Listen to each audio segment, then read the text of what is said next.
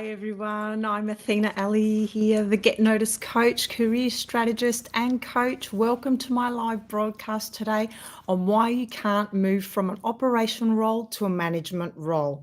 Now, before I start today, I would like to do a couple of acknowledgements this morning, or actually this afternoon now, before I start. So firstly, I'd like to do an acknowledgement to country. So in the spirit of reconciliation, I acknowledge the traditional custodians and country throughout Australia and their connections to land, sea and community. I pay respect to their elders past and present and extend that respect to all Aboriginal and Torres Strait Islander peoples today. Now, I'd also like to acknowledge that today is Remembrance Day. It's a day when we acknowledge those who died while serving in wars, conflicts and peacekeeping operations. These people were public servants and we thank them and remember them. I'd like to also thank current serving members of our Defence Force for all the work they do in protecting us and our country. Now, if you've been struggling to get notice, and this is the first time you've been trying to move from an operational role to a management or leadership role, then you're likely making these three mistakes. Okay, now in this weekly live, let's find out what those mistakes are and how you can turn this around and land a managerial or executive role in 2022. So the first mistake I see people make when they're trying to go from an operational role to a management role is that they're a doer.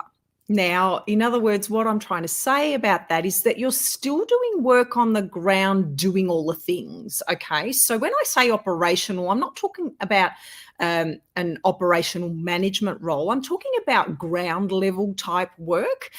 So for example, you're still, performing the minutiae of roles. So you might still be writing reports and doing the detailed administration or accounts management rather than doing the authorizing or the decision making or the people leading. Okay.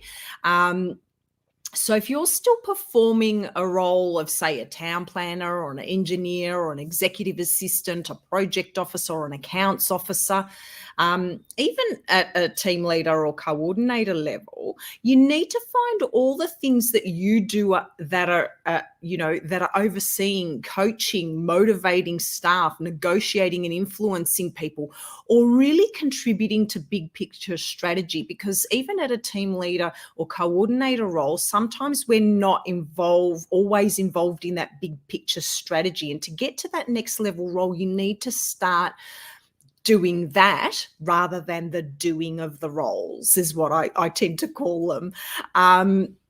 So you really, if you don't demonstrate this, you need to find a way to do it so that you can demonstrate it and so that you can speak to it when you apply for that next level role.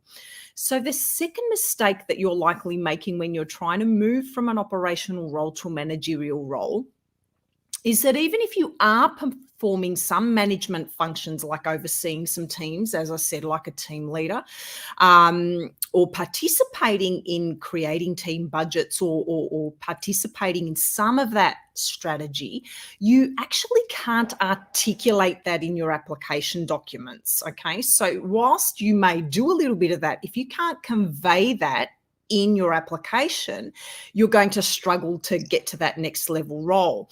And it could be that you don't know how to transfer your higher level skills to that higher level role when you're writing your resume or your key selection criteria, and you're still writing about all the things you actually do in your role rather than that, overarching people leading or overseeing or supervision type role.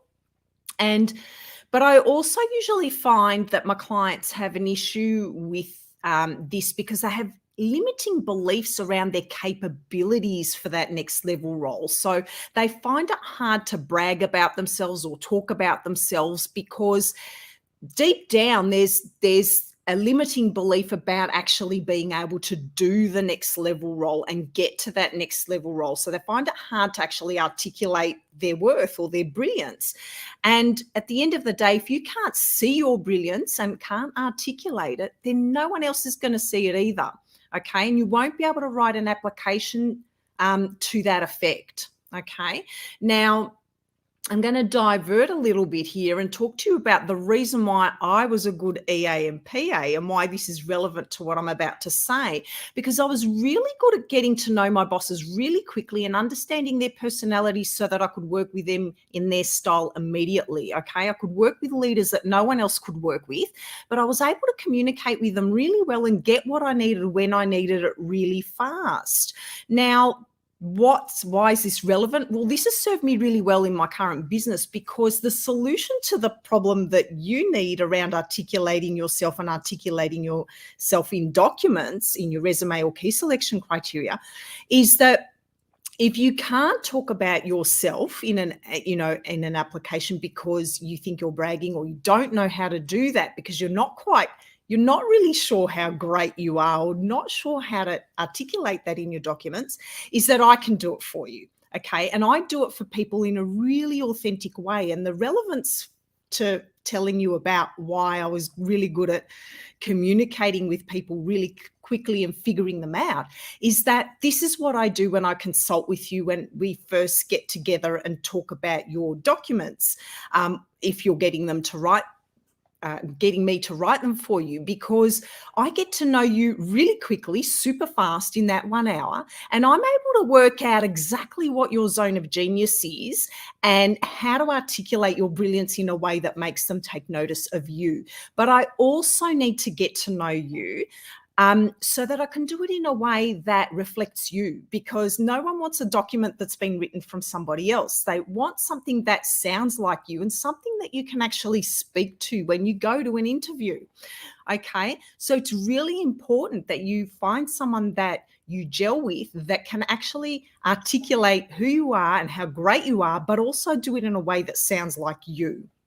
Okay. And that's why my clients leave me confident with their application documents, because they now know how great they actually are and it's been articulated for them, and it gives them a real confidence boost and helps them get rid of those limiting beliefs around whether they're actually able to apply for that job. I've had people who think they only needed to apply for a project officer role when I could see that they could quite easily apply for a senior project officer role or a management role, because they'd actually done a lot of what that next level role was asking for. So, but the other alternative, I guess, to learning how to, articulate your own brilliance is getting rid of those limiting beliefs. And if you have those limiting beliefs around not believing that you can do that next level role, and that's coming through in your applications, then you actually need some coaching around that, around your mindset going from that sort of ground level operational role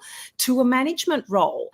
When you get coaching around this, you learn to value yourself, okay? And when you value yourself, others will start to value you too, and you'll be able to articulate how well you can do a higher level role much more easily.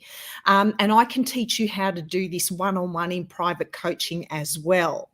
Now, the third mistake you're making when you're trying to move from an operational or ground level role to a management role is that you're invisible. Okay, no one knows you want a higher level role, and then when you go for one, it's a surprise to people. And when you've been a doer, or you've been someone who is at a lower level role that wants to break into a higher level role, no one values you or takes you seriously because they don't see you doing the next level role, or they don't know that you want it. Okay, so the solution to that is to start getting visible. Now, this isn't always easy for some because they don't know how to, or don't know what to do and what that means, or perhaps you're an introvert and you don't want to be the center of attention, and you're not that type of person to do that.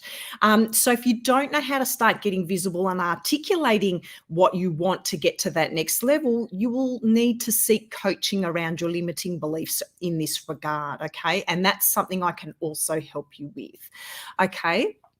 Now, that's the end of my live and my live broadcast today on why you can't move from an operational role to a management role.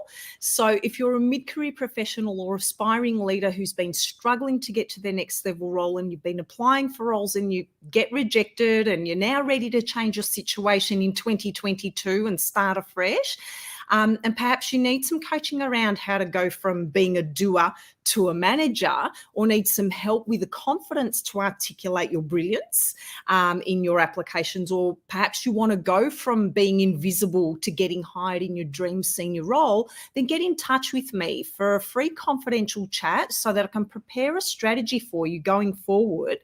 And I can show you how you can achieve that. Okay. So what I will do is I'll pop a comment down below for anybody that would like to book in a chat with me. You're more than welcome to do that at any time. Just choose a time that suits you. Now, these lives are weekly, so I will see you next week. Over the course of the next few weeks, at some point over the Christmas period, I will be taking a break from these, and I'd love some feedback as to, whether this live or any of my other lives have been useful and what you've taken away from them. So I'd really love some feedback as to whether I should continue doing them next year or not. Or perhaps if you've got a topic that you'd like me to discuss in the coming weeks, let me know in the comments below, or perhaps send me a DM if you don't feel comfortable doing that. That is fine as well. As I said, these lives are weekly. So if this is the first one you've attended or you've missed a couple, you can always check out my past lives. I do add them to YouTube as well, to my YouTube channel. So you can subscribe to my YouTube channel as well. And I will also pop a link for that below if you'd like to check out some of my other lives prior to this one. I hope you have a wonderful day. That's the end of the broadcast, and thank you for popping in. Bye.